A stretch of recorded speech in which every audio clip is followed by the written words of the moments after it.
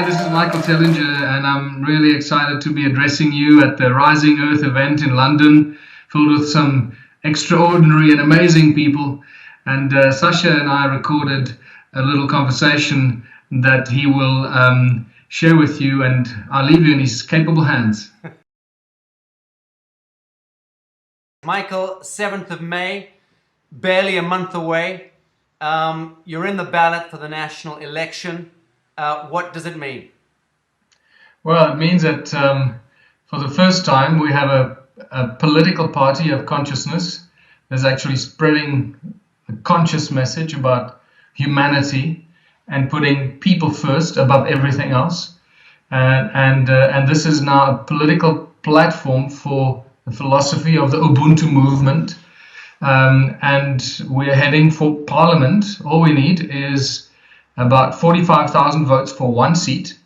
And at this stage, I believe that it's very, very possible, very, very likely that we're going to have the Ubuntu Party in the South African Parliament after the 7th of May, 2014.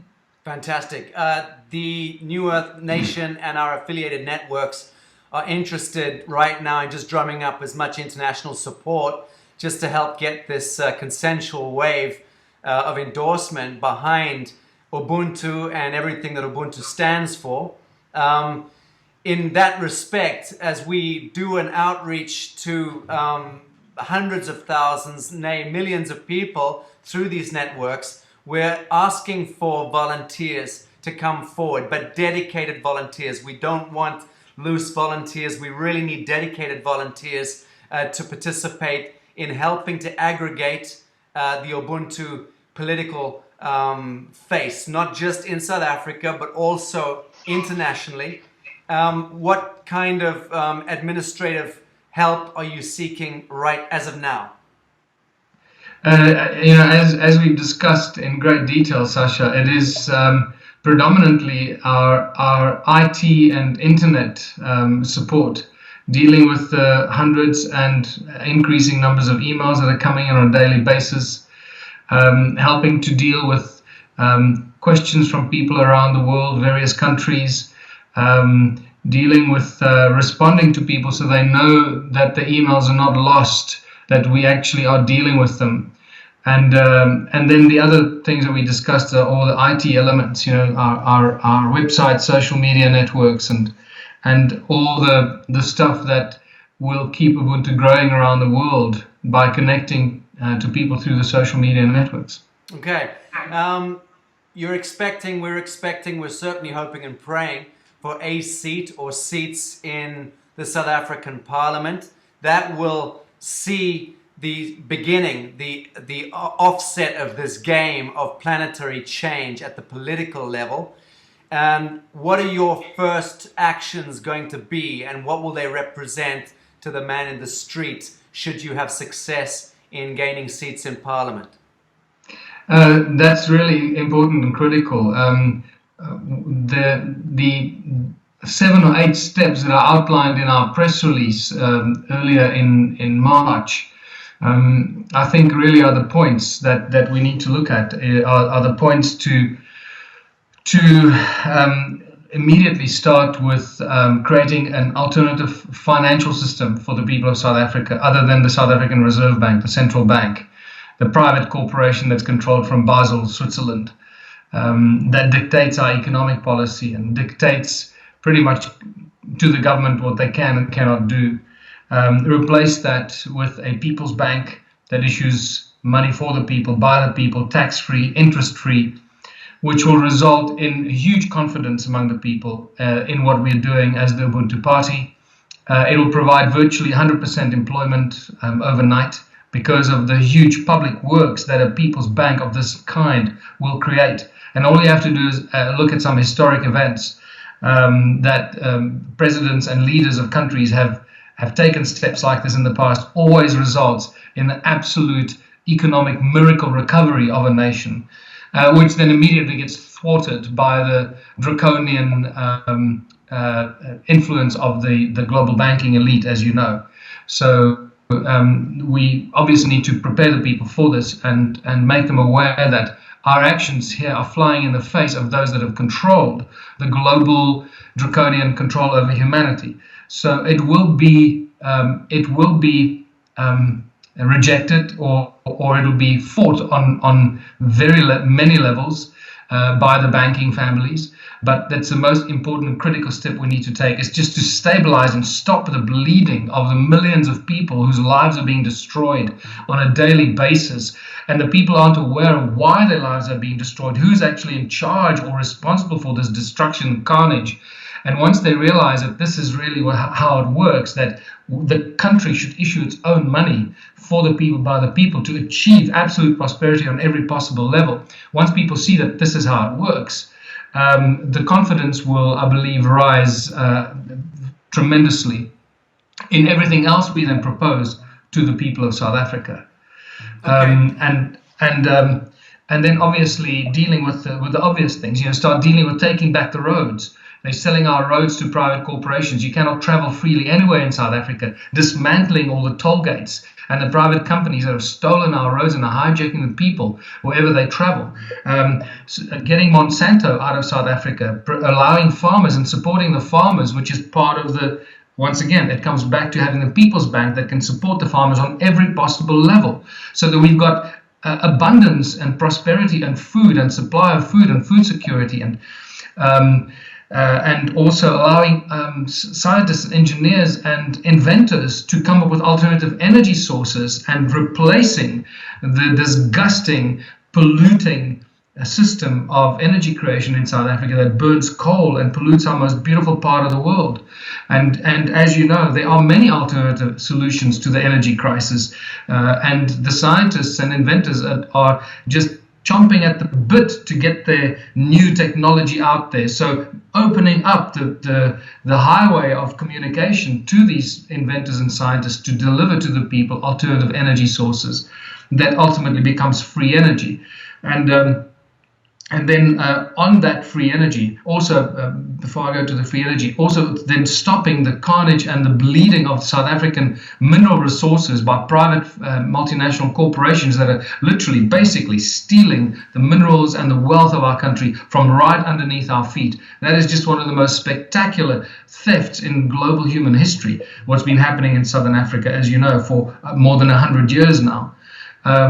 So that needs to be stopped and arrested immediately, and just give the people the confidence that this has all been the free fall into economic slavery and the abyss of misery, human misery, needs to be stopped. That free fall needs to be stopped, and the flow reverse in the opposite direction. And starting with the People's Bank is the most important thing. Okay. And then just one most important thing here is that on the foundation of this free energy that our scientists and inventors will come up with and provide, and we have many of those free energy sources already, as you know, they're just coming out of everywhere now.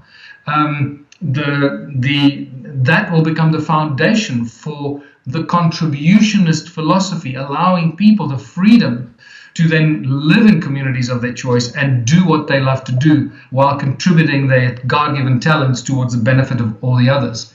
So that's the foundation, and it's a step-by-step process, and we need to start with the banking and the money. Okay. How do you address national debt on day one? On day one, national debt is we're going to march a cow to the Parliament in Cape Town.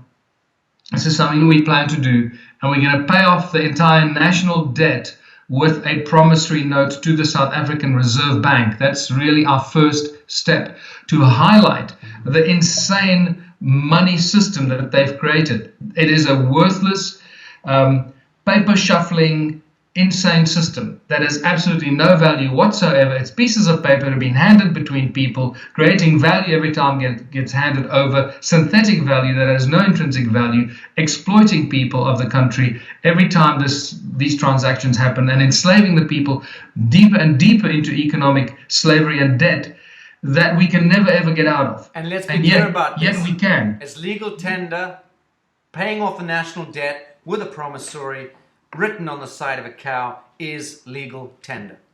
That's it. Because a promissory note can be written on anything. You can write it on a handkerchief. You can write it on a piece of paper. You can write it on a piece of wood. You can write it on a cow. And that's because we are the credit. We are the source of all credit. That's right. Are you taking on the national debt? Are you, as a living man, Michael Tellinger, taking on the national debt in order for you to then discharge it in person with a single promissory? How does that work? Well, we're taking it on as the people of South Africa, that we as the people of South Africa hereby promise to pay. It's a promissory note, like our money used to be. It's no longer, remember, our money no longer says I promise to pay. And this is why I say they're just worthless pieces of paper.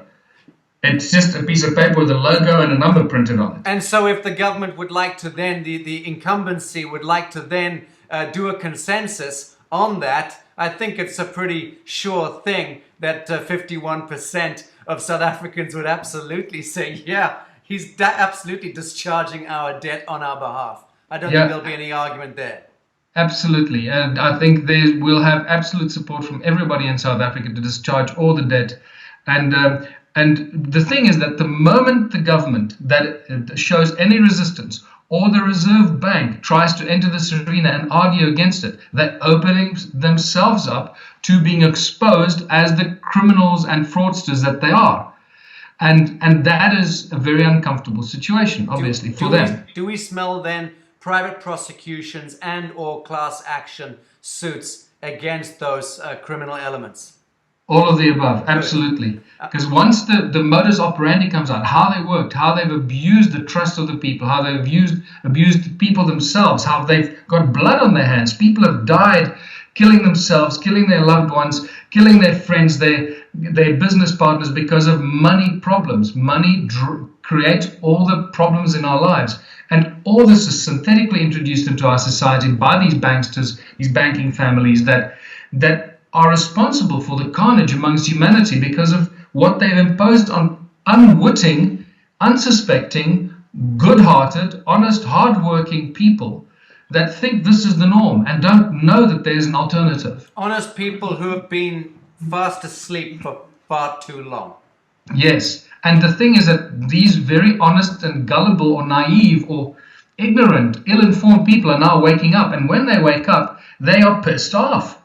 So, what one day could be a very docile, hard-working person that had a lot of money, because they lost that money suddenly and wake up, realize what's been going on and why they lost that money, become very vocal and and angry revolutionaries against the system. Bravo. Bravo. Well, Michael, a bit of media training. You can't say pissed off anymore. You have to stop that language now, okay? We're getting ready for Parliament. Oh, I forgot. You're actually speaking like a real human being. Yeah, so maybe this is a time that Parliament has to get used to real human beings that say things like pissed off. That's because we are pissed off. Yes. Okay. And Michael, this Ubuntu model, not the philosophy, not the ideology, because it's neither of the above. It's a living principle. It's a series of principles, okay, that become an unfoldment, a societal, a civilizational unfoldment. And the Ubuntu model that you are refining now in South Africa, I am right in saying this franchises all around the world. It's a one-size-fits-all. Absolutely. It's about the people. We're putting people first. And I find many hundreds, if not thousands of emails from people around the world saying, have you seen this movement and that movement? And these guys here doing the same and those doing the same. And I look at the movements and they really, some of them are remarkable movements around the world and so forth. But I find many of them still not quite, maybe brave enough is the word or whatever, but the Ubuntu thing is about putting people first. That's it. Everything comes second. Because people do everything. It's about the people. Okay. People plant the seeds, grow the food, solve the mathematical equations. People create the arts and culture, and people have the capacity for infinite love. Everything else comes next. So it's about the people. Okay. Eradicating national debt. How does that immediately affect the man on the street who's crippled with debt or mortgages? Well, first of all, eradicating national debt does all that, and pretty much following in the footsteps of what Iceland did, right? Writing off all the home loans, the mortgages that are fraudulent, writing off all the car loans, all the credit card overdrafts. I mean, this is all fraud and crimes against our people, that they have to work, so that people, instead of working to pay back the debt, are actually working towards creating an abundance. So from now on, if people aren't working to pay back the debts that don't exist in any case, and people actually start working and changing direction in their own personal lives and careers, if you want to use that word for now, that we're going to change that later in any case, it'll change automatically. When people start moving towards what they love to do rather than what they forced to do through socioeconomic circumstances, you start seeing how this whole thing starts to turn upside down, and we start creating abundance on every possible level, because now people wake up in the morning with a smile on their face, and they go to do what they love to do, and they're no longer upset because they hate their boss, or they hate the fact they have to sit in traffic for 2 hours or catch a train in the rain, or whatever it is they have to do. The whole psyche of society changes when people start following their passions, and they don't feel trapped in a never-ending, what not only seems like a never-ending, but is a never-ending cycle of debt. So that's the first thing. We need to release people from that cycle of debt and allow them to breathe and feel the freedom that we're all born into. Just feel that again. It's that intercessionary principle again. I mean, you and I have spoken over the last couple of years on this, even in public on panels. But you talk about removing the intercessionary principle. I've been banging on about the priesthood. And when I talk about priesthood, I'm talking about lawyers and doctors and teachers and judges and bureaucrats and technocrats and even the police. I mean, all of these people holding seals of office, living inside costumes, masquerading as some kind of fictitious enterprise, which is only there in order to monetize and screw human beings. So this intercessionary principle of the societal intercessionary, the priests, needs to really be addressed. And we need to acknowledge something civilizationally. And we need to acknowledge that we are manifesting that intercessionary principle. We have been doing it generationally. And as we now come of age and awaken from this long sleep, it's simply incumbent upon the awakening mind to release this toxic notion that we need to have a teacher teaching us, or a lawyer defending us, or a policeman protecting us, or anything between us and the object. We now need to engage with the object and the objectives as living men and women. Yes. How can I add to what you just said? Thank you very much. My great pleasure, sir. I'm vying for a job as your PR once you storm government and hopefully take on the mantle of not just Africa and the world, but the solar system in due course. Michael, brother, fantastic. Is there anything else you want to say to this outreach? Well, it's really that. The legal system is one of the first things that also needs to be addressed together with the monetary system, because the two go hand in hand, as you know. The legal system and the money system go back to the same historic period in time, thousands of years ago, when the early priest kings were the first bankers and the original bloodlines of the banking families today. So, and they were the first ones to write the first laws that protected the way that money was used and created. So the legal system today and the money is inextricably connected, and the one supports the other. So that needs to be, obviously, the moment the money system is changed, and we replace the existing draconian money system with an intermediary system that actually helps humanity achieve, it will automatically bring in a change in the legal system, because the legal system we have today, as you mentioned, is not about the people. It's about upholding the rights of the corporations. And as I know very well from my long extended period in the Supreme Court of Johannesburg in South Africa, the law is there to uphold the rights of the corporations, the corporation called South Africa, the Republic of South Africa, against its people, so that the people cannot penetrate that veil of deceit and that veil of protection, the corporate veil of protection. And we need to replace it with very fundamental human laws, which I refer to in my book, human laws, and the laws that really put human rights first above anything else. And common law, obviously, is that one, the very three fundamental principles, do not kill, do not steal, and conduct yourself honorably in everything you do and say.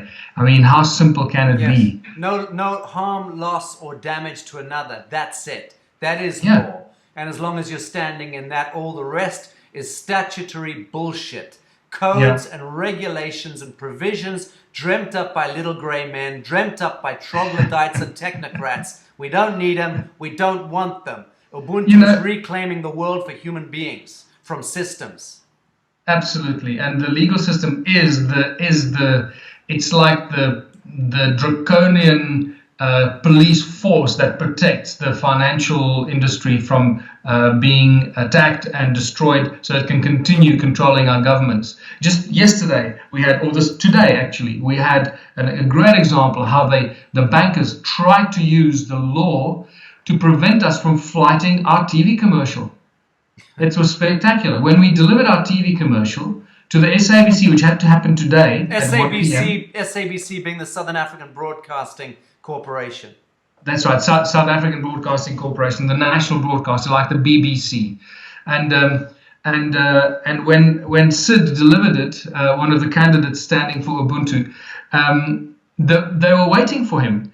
And this must have obviously been premeditated, because they pulled out a piece of paper and said, look, the Government Gazette 1996 says that no material for party political promotion in an election may be used on the SABC that is being used in other media formats.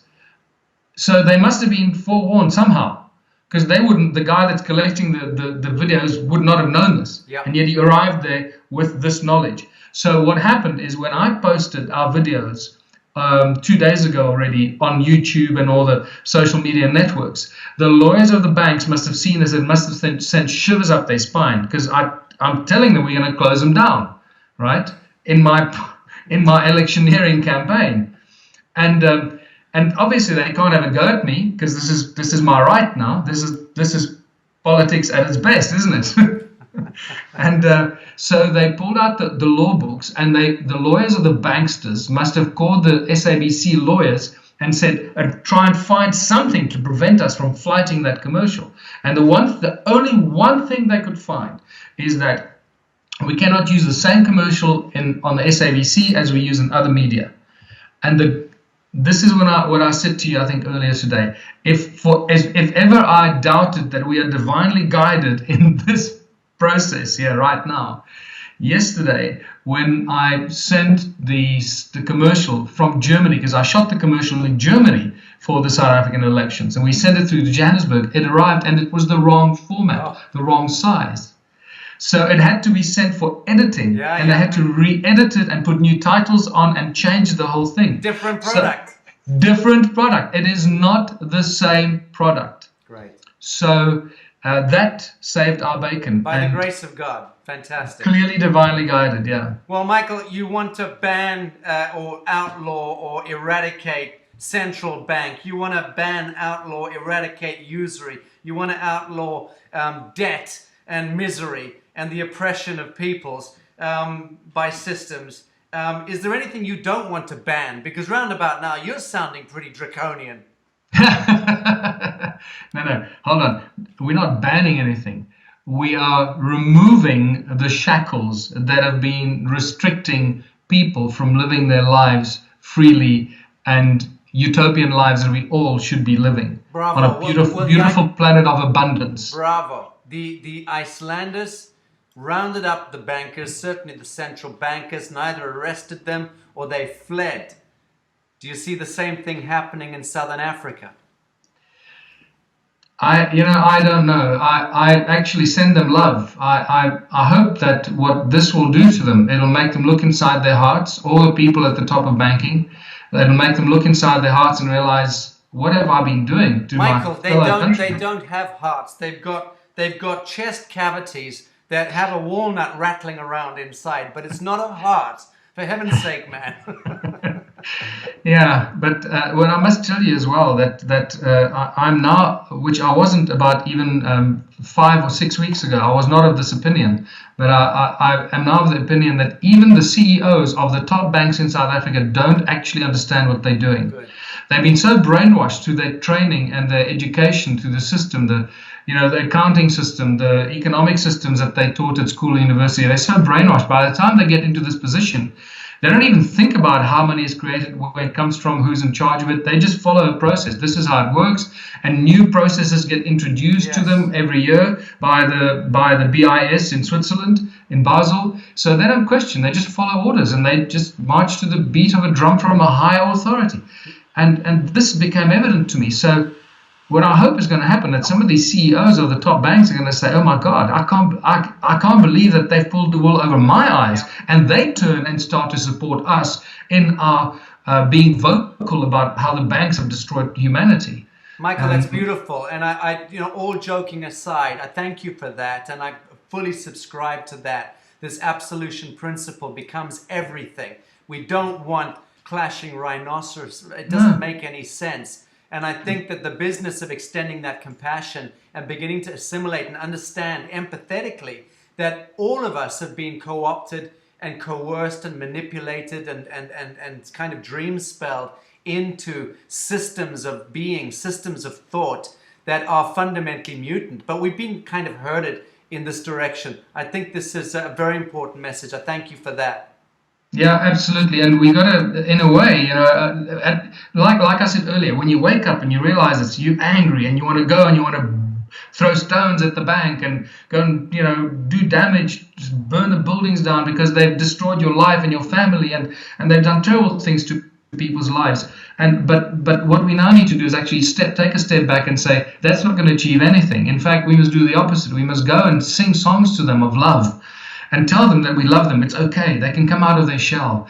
And we're not going to hurt them. It's all right. Because they're also going to experience fear. They're going to think, oh my God, people are going to come and kill us. They're going to come and find out where I live. And they're going to come and stone me and burn up my house down. So we need to say to them, it's okay. Just come out and join the people. Become a human being.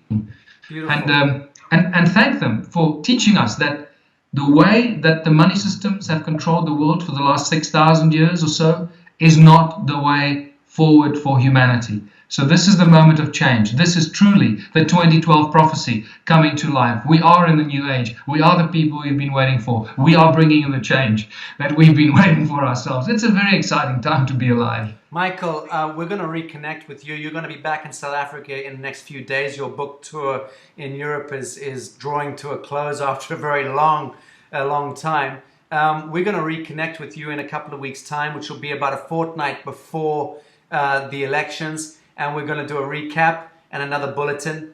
My friend, get some rest and Godspeed. Thanks, Sacha. Speak soon.